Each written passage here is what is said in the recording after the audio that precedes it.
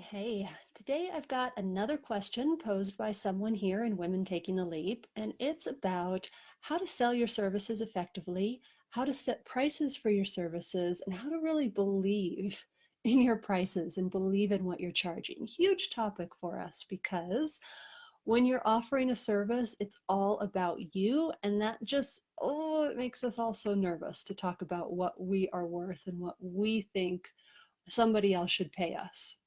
So this is actually going to be a two-part series because it comes down to two things in the beginning. One is your sales conversation, and then the second one is believing in your prices. And I think those both deserve their own video. So today I want to talk about pricing and money, basically, money mindset, believing in yourself. I'll give you some mindset shifts and also some tactics that hopefully will like take you all the way home.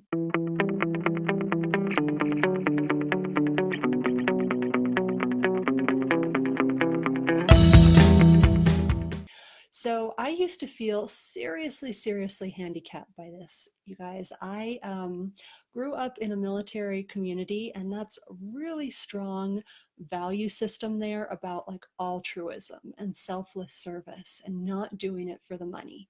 So there were my dad was a pilot, and there were so many people that would get out of the military and go fly for commercial airlines where obviously they'd make a lot more money with a lot less risk and a lot less hardship. And that was just like, oh, so terrible, so terrible. How could they do that? How could they, you know, how could they chase the money, basically? How could they chase the money rather than doing what they should be doing and the good and honorable thing to do? So I really grew up with a lot of that in my head, that just charging money was really bad, or even being interested in money was really bad. So when I started taking business courses, those were some of the very first courses I was taking, was sales courses, because I thought, how in the world am I ever going to do this? Now let me know if you are like me and you ever just wish that you could skip straight ahead to courses. It's like, please, can I just sell courses where I have a landing page and it's all anonymous and I don't actually have to talk to people? But I got to tell you, it is so great working with clients one to one because you get like such motivation and such immediate feedback from people when you can be really invested and partner with them and actually see those results and hear them thank you for those results. It's just it's like nothing else that you can get when you're just like selling basically a product, an information product. But anyway, long story short, I took my sales courses and I have come to a better place now. I'm at the place where, truthfully, when I get onto a conversation with somebody, a sales type conversation, I don't even think of it in a weird way anymore. It's nothing. I don't even wake up that morning going, oh my God, I have a sales conversation, because to me, it's like market research now. It's a way for me to tap into my market and actually get to know people and to talk to them. And I just don't have those jitters in the way that I used to. And thank you so much joining me live. I appreciate it. Okay, so we're going into two things now: believing in your initial pricing and then raising your prices later on. Any questions that come up for you, just throw them in the comments. But with believing in your initial price, you want to think about two things. One is the lifetime value for your client, and the other is your specific value as a service provider. So here's what I mean by that. The lifetime value for the client may not be just the result that they get from you over the next month or 3 months that you're working together. It can go on and actually be something that contributes to their life. What happens for them? Do they feel more self-assured? Do they leave their job and have less stress? Do they feel, the confidence, ease, peace of mind? What is it really that is going to like continue to grow for them over time? And I've had clients say to me, well, Jenna, it's fine if you're selling a business service, but what about me? Like that doesn't work for me. I wouldn't know how to actually quantify my that lifetime value. And would my clients even think that either? But here's an example for you. People will pay like premium buku bucks for a good mattress. And is that $3,000 mattress really any better than the $500 or $750 mattress? I don't know. But maybe it is, and maybe it's giving them that better night's sleep for the next 10 years, or maybe even 20 years if then you're going to throw that mattress into a guest room or something, try and get more life out of it, right? But people will pay money for something that they perceive will improve their daily life over time. And so that's something that's really worth thinking about in terms of you pricing your services. And then the second thing is your specific value as a coach. There is a lot of value in being a beginner, and people completely undersell themselves when they're not thinking about it in this way. But for instance, think about the extra time that you will be able to spend with your clients because you don't have that many clients.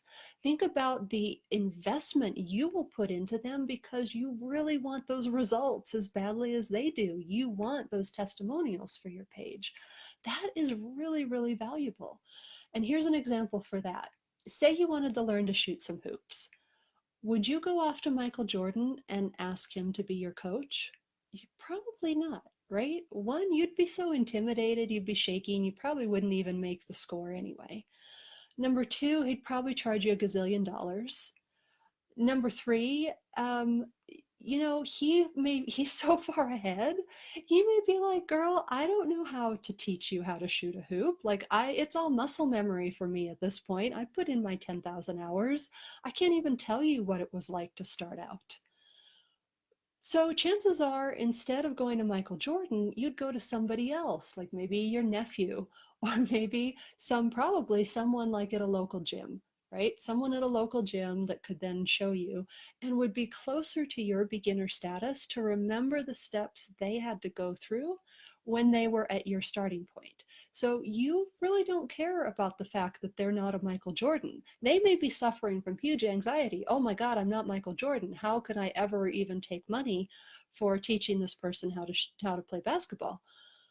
But you know what? You're thinking, well, you're many steps ahead of me, so teach me what you know, and I'll be better than I am now. And that's the result I want. Okay, so that's what I mean about your specific value as a service provider.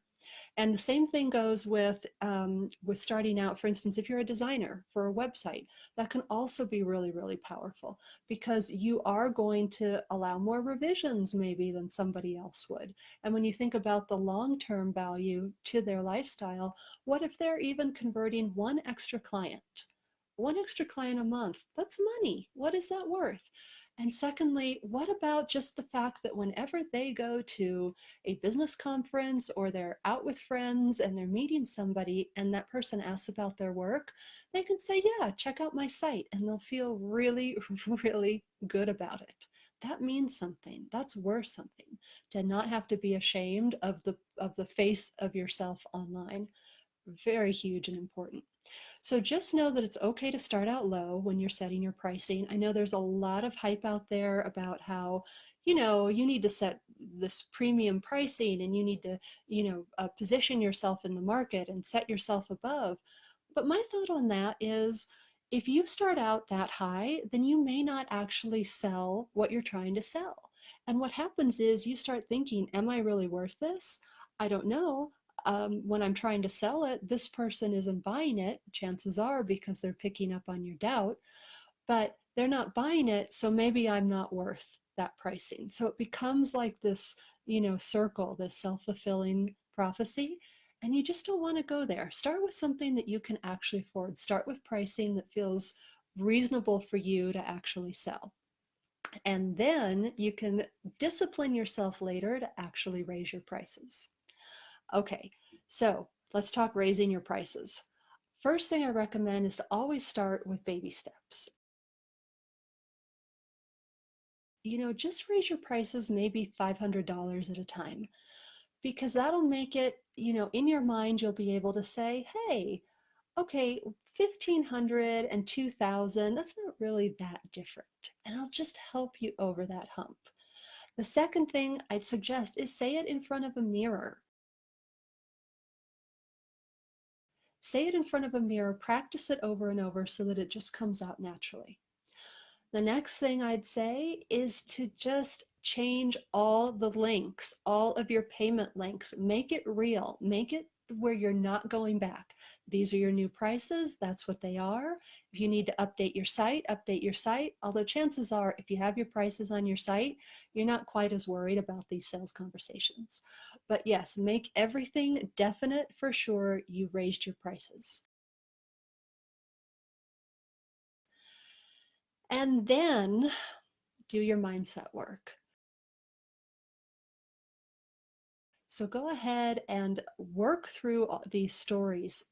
Do some thinking about why you're holding back from being able to charge prices, what money actually means to you, what money meant to your family, what stories you picked up from the past, and really get yourself primed for having a conversation where you can sit down and, if you're on Zoom, look somebody straight in the eye and tell them what your prices are. And then you don't have to like babble nervously after you give your prices. You can just state what your price is and then close your mouth and wait for them to process and wait for them to come back with an answer. Okay. Hey guys, thanks. More people tuning in. Go ahead and send me, or go ahead and comment and leave me a note. Any questions that are coming up, if anything's not perfectly clear, I want to hear it. That's why I'm doing it live rather than doing a pre-recorded video, which could be so polished and so much better. But I'm live because I really want to hear from you. So if anything comes up, just pop it in the comments. Okay, so here's what people ask. Here's something that people don't always know. They may lose the first client when they start raising prices. And that's usually because you don't quite believe in it yet. And so that doubt is getting transmitted to your customer on the other end of the phone or on the other end of Zoom. And so they may say no. But you know what? That's okay.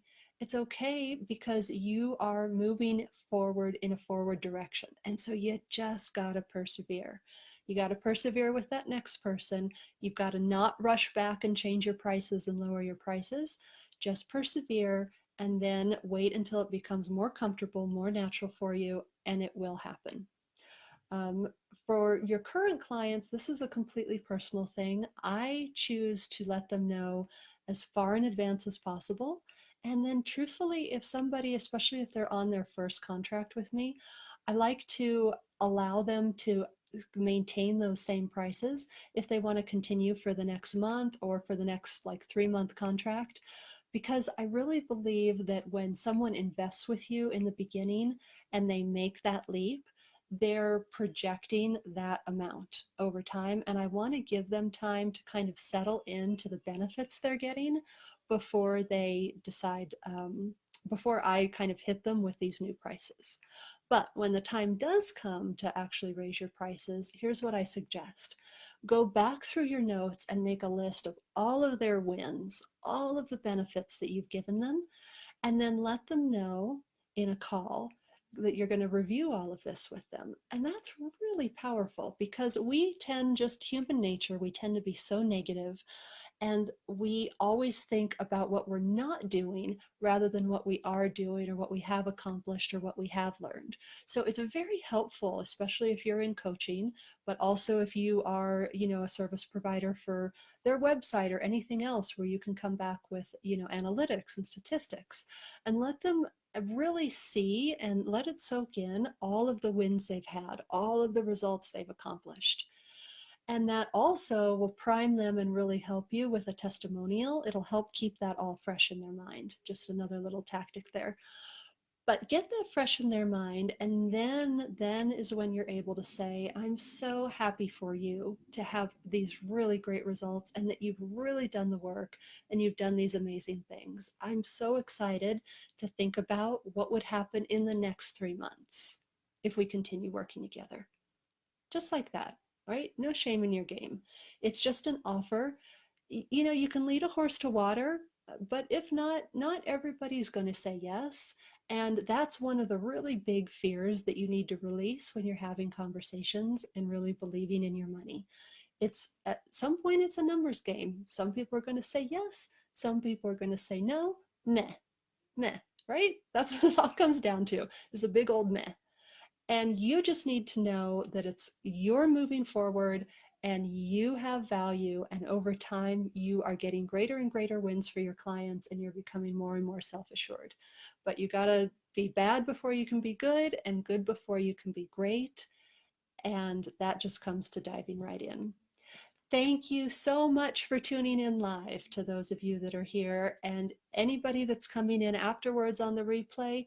Shoot me those questions or give me a thumbs up. Tell me something resonated with you. I love knowing that I'm not just talking into the ether, and I really appreciate you guys. Have a great, great rest of your day. Bye.